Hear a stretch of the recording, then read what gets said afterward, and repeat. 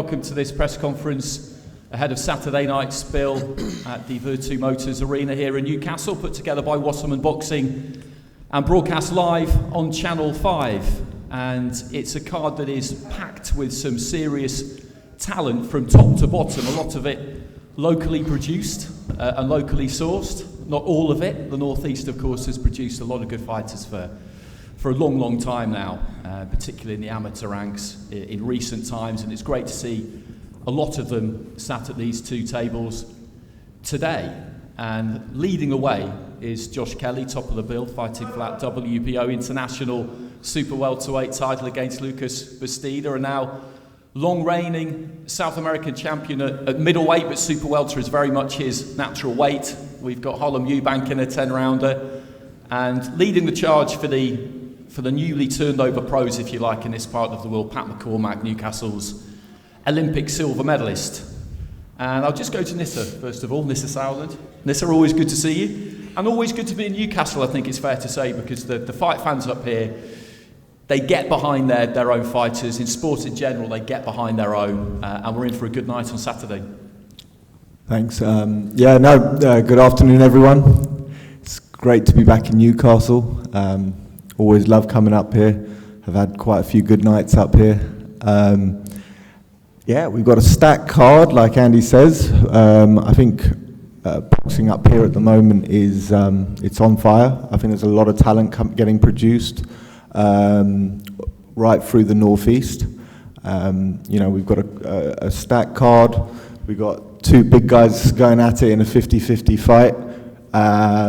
With Franklin Ignatius and Hosea Stewart. We've got two Olympians in the main event, and Harlem Eubank, one of the Eubanks obviously, fighting as well. So I think it's got everything, the card. I'm obviously very excited to be here and looking forward to a great night in front of some great fight fans. Thank you.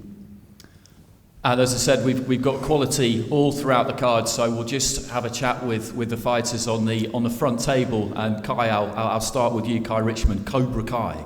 I'm all over that nickname. So you're 1-0 as a pro. You're early in your journey. You made your debut back in March. You were telling me yesterday you came from an MMA background, amateur-wise. So what prompted the change to boxing?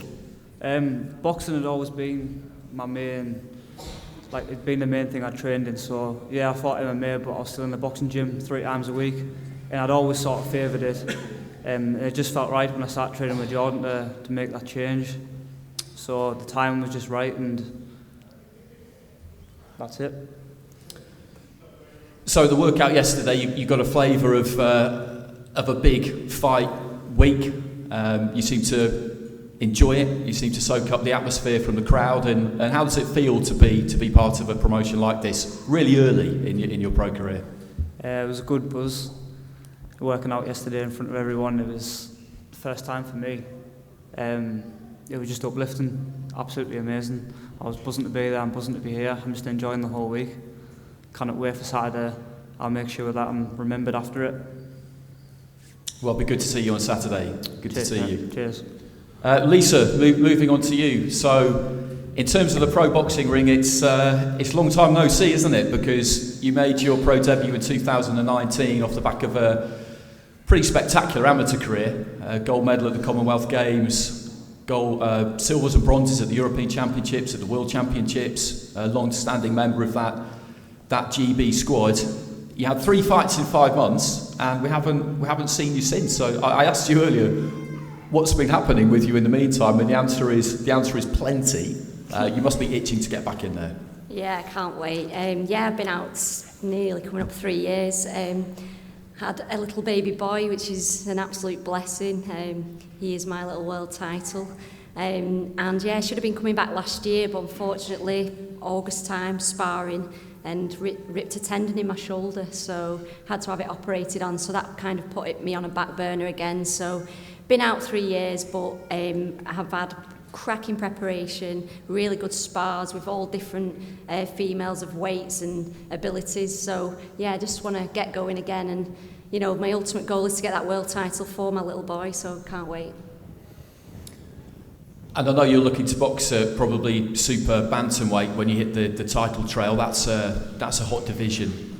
Just in UK terms, you look at the likes of Rambler Ali, Ebony Bridges, who's been boxing over here, Ellie Scottney. There are plenty more besides. And women's pro boxing is riding high at the minute. We've got this card coming up, obviously in September, with Savannah Marshall, who you know well, up against Clarissa Shields, and Michaela Mayer, Alicia Baumgartner. And you'll be looking to get to that kind of level as soon as you can, I'd imagine. Yeah, that's exactly it. Obviously, with the obviously I've got Probellum that are going to be putting me on the route. Obviously, I'm absolutely made up to be on this card, so thank you very much for that. And yeah, it's about fast tracking me, getting me in the right route to get them world title shots as soon as possible at super bantam or bantam. I'm quite happy to do either one, so just to get them opportunities. I'm not bothered about, obviously you see some things where people are avoiding other people. You know, let them choose my route, and I will box whoever I can do to get that world title for sure. Well, it'll be great to see you back tomorrow. It's been a long time coming, like I said. Yeah, really can't wait. Looking forward to it. Well, from little to large, I think that's not too rude a comment, Steve. Always good to see you. You've attracted some real attention, I think, over the last few months. Your last couple of fights have been TV fights. I know the last one didn't go the way that you wanted it to go, obviously, but at the same time, I think people have really taken to you. The style that you bring to the ring, the thought and kind of humour that you put into your self-promotion. But I know that this is a results business, and on Saturday you need to get the train back on the tracks.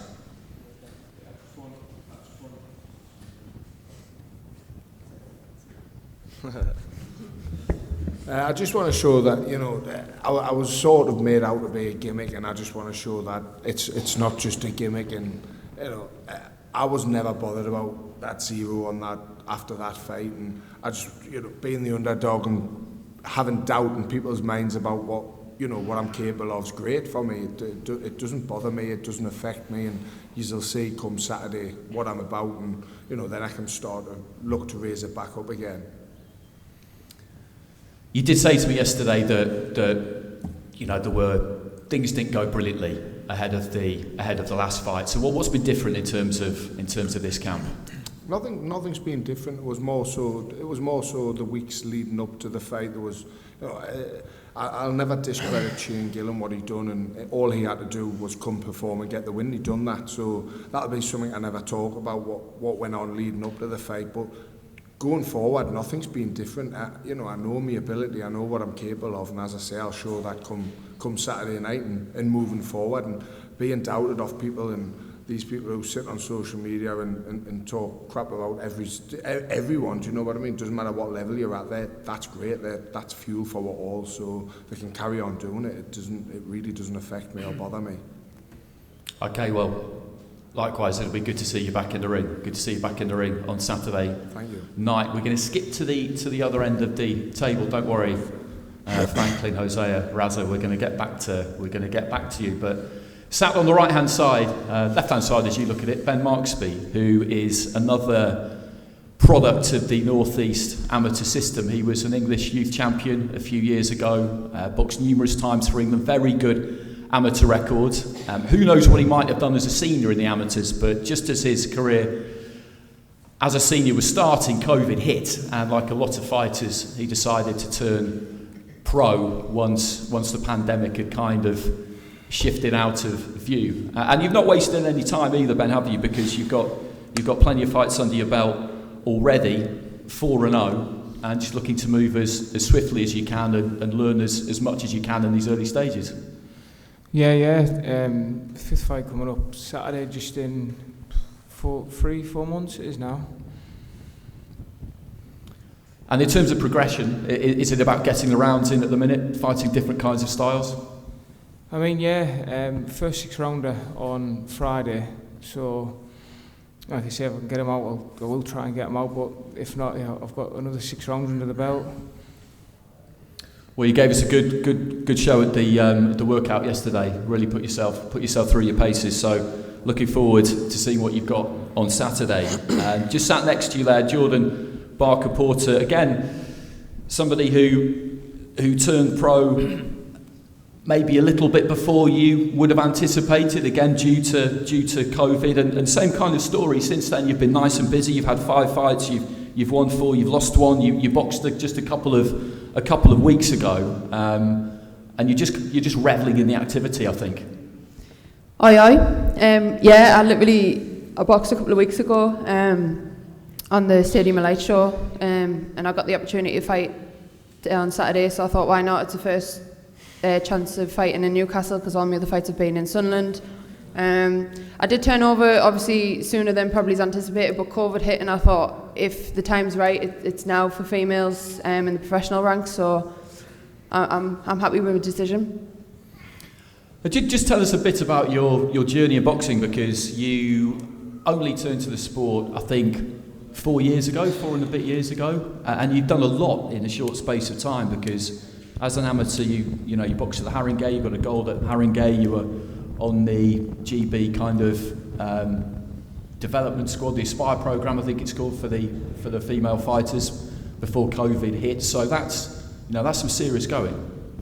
Yeah, like I made my amateur debut it was 4 years ago in May, and I'm sat at this table now, so that just goes to show hard work what you can do. I had 24 fights in 20 months, so I was very active, so when COVID hit, it hit hard. I just wanted to fight, and obviously there was nothing about. I think it was a day out from weighing in for the Elite Championships, and then we went into national lockdown, so it was a bit shit, but I had a little bit of thinking to do, and then I got the opportunity to turn pro, so I just thought, why not? And I set myself a target. I have 4 fights this year. I'm on my 4th fight on Saturday, so I just want to be active. I want to be busy this year. It's a learning year for me, and then next year I want to push on for some form of title. Well, you've got plenty of time to get some more fights in before the end of the year, so I definitely expect to see you again after Saturday. Again, be good to see you. Be good to see you in the ring on Saturday night. So, Raza, we'll go to you next. Raza Hamza, you step up to your first 10-rounder on Saturday, boxing for an IBO international title. You're undefeated. It's been a learning process so far. You've been on a couple of big shows, I noticed on your record, but this is the biggest platform, the biggest occasion in terms of your involvement in things like today and that kind of thing that you've experienced so far. So this is a big week for you. Yeah, it is. It's the first time I'm doing a 10-rounder. But obviously I've done loads of 10 rounders in the gym and that, but I can't wait to get going now. And Saturday night you can see what I'm all about. And I know that you're going to have to adapt to a late change of opponent. I'd imagine that's probably something you've been through before, but not for a fight of this kind of size. Is that just adds to the challenge? Yeah, absolutely. I was meant to fight somebody who was 13-5. And he pulled out, obviously, and yesterday they offered me someone who was 13-0 with 8 knockouts. I said yes straight away. I'll beat him, you know what I mean, and I'll push on. This is just another stepping stone for me. When I win this title, after that, I'll be coming for the British and Commonwealth at featherweight. So whoever's got it, I'm going to come at you and I'm going to fuck you up, basically. Okay, no, that's what we want to hear, fighting talk. That's what this is about. 16-1, Raza Hamza undefeated, and you heard him there. His intentions are very clear. I don't think there'll be an enormous amount of messing around between the two heavyweights who got in the middle of the table here as well. Hosea Stewart and Franklin Ignatius, 2 fighters whose careers I've been following closely. I've commentated on a couple of their fights, the pair of them. And this is a very interesting matchup. Hosea Stewart, good amateur, GB champion as an amateur, has done a lot of good sparring, 2-0 in his pro career so far. Franklin Ignatius, similar kind of story, London elite champion as an amateur, got a gold at the Haringey Box Cup, got his career back on track this year after it was interrupted by COVID. He's 4-0. And, well, Franklin, I'll come to you first. You're the away fighter. In the sense that this is a Wasserman show and Jose is a Wasserman fighter. I bet it didn't take you long to accept this challenge, did it? As far as I'm concerned, it was the right opportunity. It got presented to me and we took it with both hands. And Hosea, it's credit to the pair of you really that you're both happy to take this at an early stage of your career. We've seen a bit more of this during the pandemic, post-pandemic, that fighters are happy to roll the dice earlier than maybe they would have done previously? Yeah, it's just another fight, to be honest. We wouldn't be here if we didn't know that we couldn't win. So, I just got to go out there Saturday night, do my thing, and move on to the next step. Any history between you two from the amateurs? Do you know each other at all? No. And Franklin, how do you plan to cope with somebody of Jose's size? Because by my reckoning, you might be giving away about, if he weighs in what he has done the previous 2 fights, you'll be giving away about £100. Listen, this is not a weightlifting contest or bodybuilding contest. This is boxing. So as far as I'm concerned, weight don't mean no difference. He's carrying 2 extra tires. So how's that going to help him box? I can't see it. You know what I mean? This is a 4-rounder. We've got 2 days to go. We'll go and crack on. Okay, give us a prediction then. It depends on how his gas tank. If he can last, it will win on points. If he gasses out early, he's getting stopped. Okay, Jose, same question. Give us a prediction. You ain't got to worry about my gas tank. Trust me. Trust me about that. Yeah? Come Saturday night, make sure you keep that same energy, because ain't nobody getting stopped but you. You know them ones. Keep that same energy.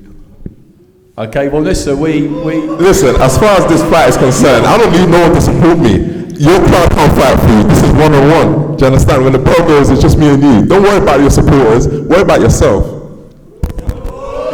Who's worrying about supporters? Who's here? I'm here. I'm the one talking. Ain't no supporters talking for me. You get me? Like I said, keep that same energy. Bring that energy, come fight night, and we'll see what's popping. Okay, listen, we were talking about this. Nice one for that, mate, for putting me in the middle of these two. Fuck me, imagine if they kicked off.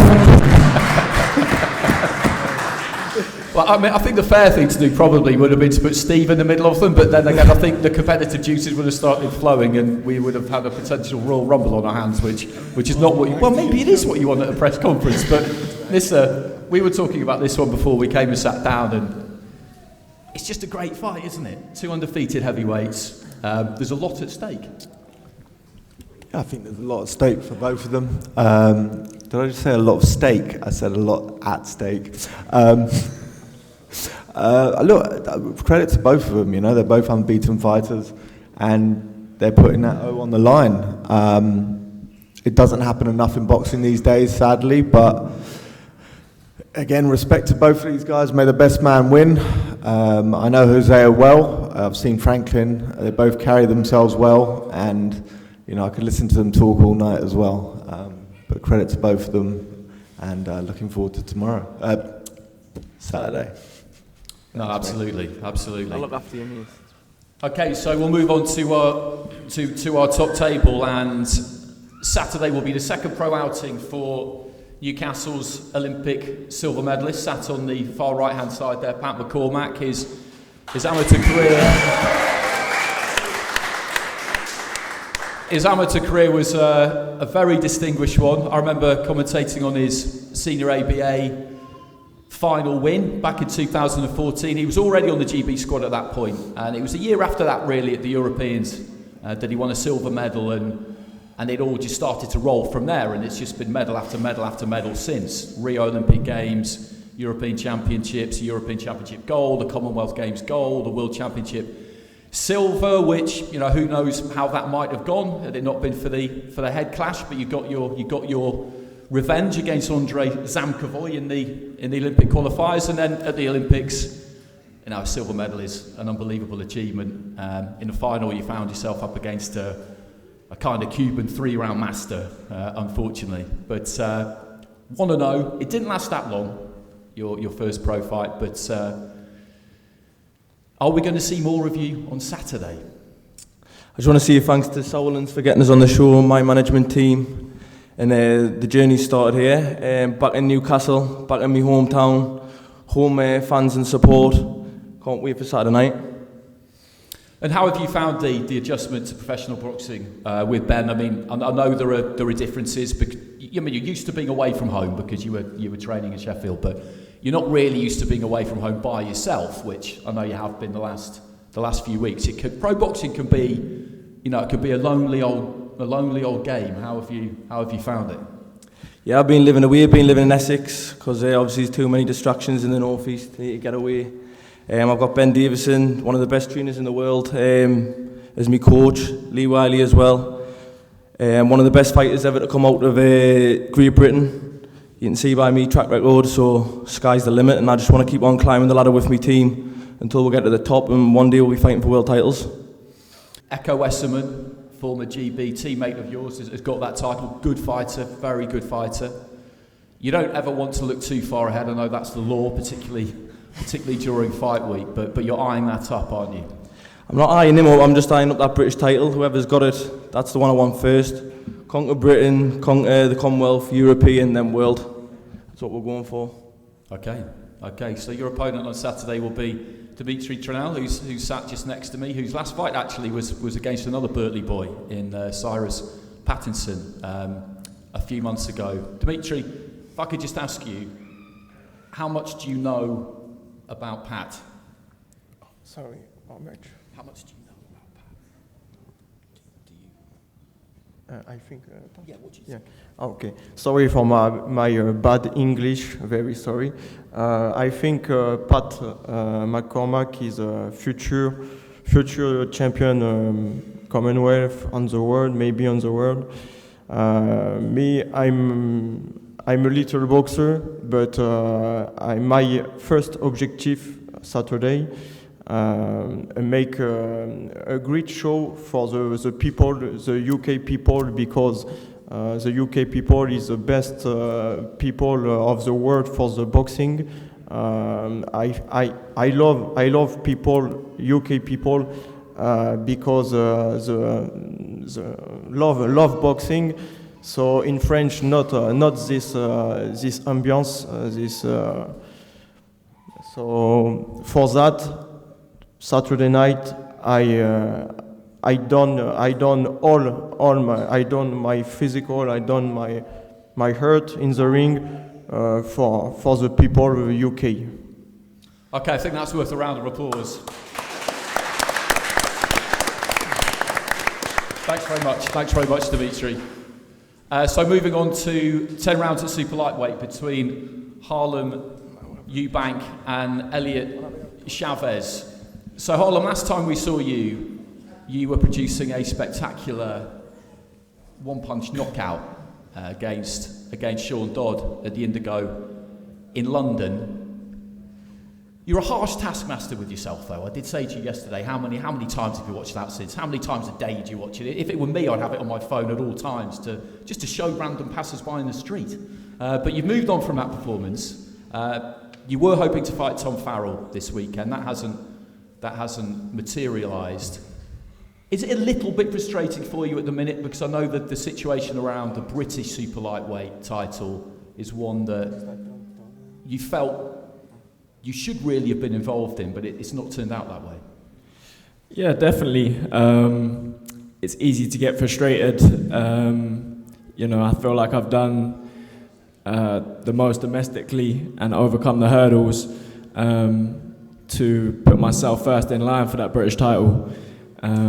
But like I said, I can't control the rankings. I can only control what I go in there and do in the ring. And that's what I'm doing, and that's what I'm focused on. So, I'll keep proving myself in the ring, and I'll let everyone else handle what's going on outside of boxing and with the rankings and put me in position to, develop and fight for them titles. You do seem to have a real ability to do that, to block out the noise and the things that aren't really within your control, and it's something that's, in my experience, it's something that's a lot easier said than done. Do you think that's the result of a pro career where at times you have had to be patient? Most definitely, to get to this point now, I've had to block out a lot of the noise and just focus and dig down and really lock in on becoming the best version of myself and the best fighter I can be. So I've had practice at blocking out the noise and just zoning in, and that's what I'm going to continue to do to grow in the sport of boxing. Have you investigated your opponent much? Do you watch tape? Do you do that yourself? Do you leave that to Adam? Not too much. I'll leave that to Adam and Charlie and H and and I'm just focused on, following the training and the routine that I've been preparing for and executing that.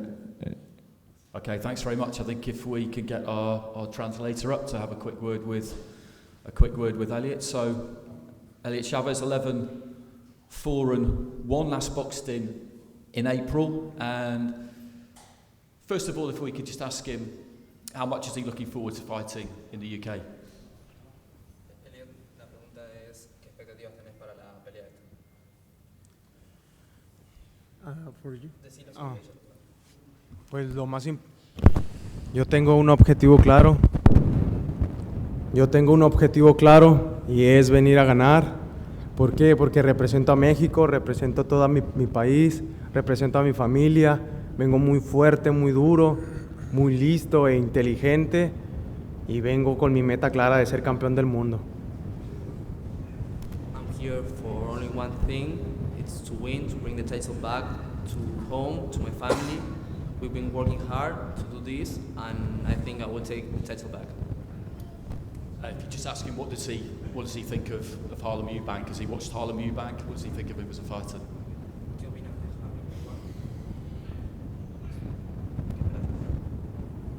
Pues la verdad, espero una muy dura pelea que va a ser de choque, va a ser de enfrentamiento, porque yo vengo a darlo todo y primeramente vamos a irnos por el camino más corto y estoy feliz y contento de poder pelear aquí y con toda esta bella gente. I think it's going to be a tough fight. He's a really tough fighter. He's good, but I'm really confident that I can get the win. We've been training hard, and I'm really happy to be here to play in front of you. Okay, thanks very much. He's got a 50-second knockout win, by the way, against Mauricio Lara at featherweight. That was at featherweight, but Lara, who everybody will remember for those two fights against Josh Warrington. So this is no easy task for Harlem Eubank. So onto our main event. Top of the bill is Josh Kelly against Lucas Bastida for the WBO international title at super welterweight, and Josh Kelly back in the northeast for the first time in a little while, sporting a Sunderland shirt. Is that safe to do in Gateshead, but not quite so safe to do on the other side of the river? I don't really know how these things work. Nah, listen, I think I'm alright, I think I'm alright, but yeah, northeast is where I'm from, but Sunderland's your support, so listen, I've got to rep the badge, I cannot let the home boys down, so yes, that's what I've got on today, and I'm proudly wearing it. So how does it feel to be back out in front of a home crowd? You were loving it at the open workout yesterday. There's a lot of northeast fighters, many of whom you know, of course, on the card as well, and you're leading the charge on Saturday. It's responsibility for you. Yeah, I mean, my performance Saturday is going to be electric. I feel like the energy is going to be absolutely pumping through with everybody on the card, near enough from the northeast. I'm feeling the best I've ever felt in my career. Consistently in the gym, consistently keeping on it, and this is just going to the product you're going to see on Saturday. It's going to be such a sharp performance, and this guy now is going to realise that he's really swimming with the sharks. He's come over a long journey, and listen, it's not going to be a nice one for this guy. How different is fight week for you now? You've got an extra half a stone to play with, boxing at super welterweight rather than welterweight. Listen, I was really a super welterweight, boiled down to a welterweight. I was boxing at 69 kilo at Team GB, so that was just under super well. As a kid, like 20-year-old. So I mean, when I'm now 28, I'm mature now. I'm a proper bloke. So it was only a matter of time till I stepped up, and everyone was saying, when you're going to go up? I feel unbelievable at this weight. I feel strong. I'm not a small super, but I'm strong. You'd be surprised how strong I am when I get in there Saturday. People are already talking about a potential fight for the British title at super welterweight between yourself and Troy Williamson, who you know from the GB squad, who I understand is going to be there on Saturday. Is that any kind of distraction? No distraction, mate. Listen, we're here for all the big fights in the division. My eyes are secured on them top titles in the division. I wouldn't be in the sport if I didn't think I'd get to world level. So that's where I'm looking at. And if the big fights come along on the way, 100% I'm willing. Okay, so let's have a word with your opponent then, Lucas Bastida, who we saw at the open workout yesterday, undefeated. Well, undefeated at super welterweight though. That one defeat came at welterweight a while ago in quite strange circumstances. It was a clash of heads that caused the cut, which caused the fight to be stopped, and the win was given to his opponent. But undefeated at super welterweight. He's a long reigning South American middleweight champion. So he's been giving away weight in his last few fights because 154 is pretty much where he's weighed in and where he feels most comfortable. So if we could just get our translator back up. So if you just ask him, again, a similar thing to the question we asked Elliot, how much, after the open workout yesterday and seeing how many people were there, how much is he looking forward to boxing in front of a UK crowd?